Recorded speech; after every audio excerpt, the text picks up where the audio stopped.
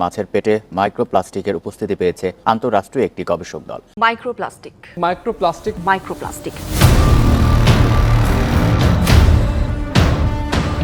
আমাদের চোখের আড়ালে প্রতিদিন আমাদের থালায় এমন এক অদৃশ্য শত্রু এসে হাজির হচ্ছে যা জীবনকে ধীরে ধীরে গ্রাস করে নিচ্ছে। নদী, খাল, বিল কিংবা সমুদ্রের যে সুস্বাদু মাছটিকে আমরা প্রতিদিনের ডিনারের টেবিলে পরম আদরে সাজিয়ে রাখি, তার ভেতরে লুকিয়ে আছে নিঃশব্দ এক বিপদ। সম্প্রতি বাংলাদেশের গবেষকদের করা এক চাঞ্চল্যকর গবেষণায় বেরিয়ে এসেছে শিহরণ জাগানো তথ্য, যা আমাদের খাদ্য নিরাপত্তা নিয়ে প্রশ্ন তুলেছে। দেশের বিভিন্ন নদী ও জলাশয়ের মাছে মাইক্রোপ্লাস্টিকের উপস্থিতি পাওয়ার দাবি করেছেন গবেষকরা, যা কেবল মাছের পাকস্থলীতেই সীমাবদ্ধ নেই। অবাক করার মতো বিষয় হলো, মাছের অন্ত্র পেরিয়ে সেই অতি ক্ষুদ্র প্লাস্টিক কণা এখন পৌঁছে গেছে সুস্বাদু মাংসপেশিতেও, যা মানুষ সরাসরি খাচ্ছে।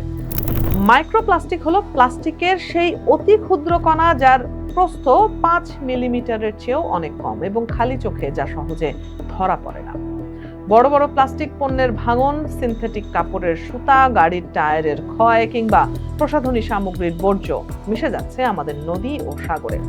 সেখান থেকেই জলজ প্রাণীর খাদ্য এবং পানির মাধ্যমে এই সর্বনাশা কণাগুলো প্রবেশ করছে মাছের নরম শরীরে। বাংলাদেশ কৃষি বিশ্ববিদ্যালয়ের ফিশারিজ ম্যানেজমেন্ট বিভাগের অধ্যাপক মোহাম্মদ শাহজাহানের নেতৃত্বে পরিচালিত এক গবেষণায় এই ভয়াবহ সত্য উন্মোচিত হয়েছে। রাজধানী ঢাকার কাছের বিখ্যাত আড়িয়াল বিলের দেশি মাছে গবেষকরা খুঁজে পেয়েছেন এই মাইক্রোপ্লাস্টিক কণার ভয়ঙ্কর উপস্থিতি।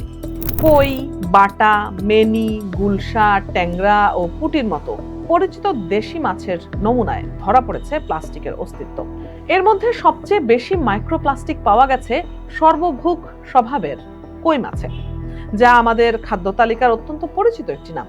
কেবল তাজা মাছ নয়, কুয়াকাটা এবং চট্টগ্রাম উপকূল থেকে সংগ্রহ করা শুটকি মাছেও এর পরিমাণ আরো অনেক বেশি বলে জানিয়েছেন গবেষকরা।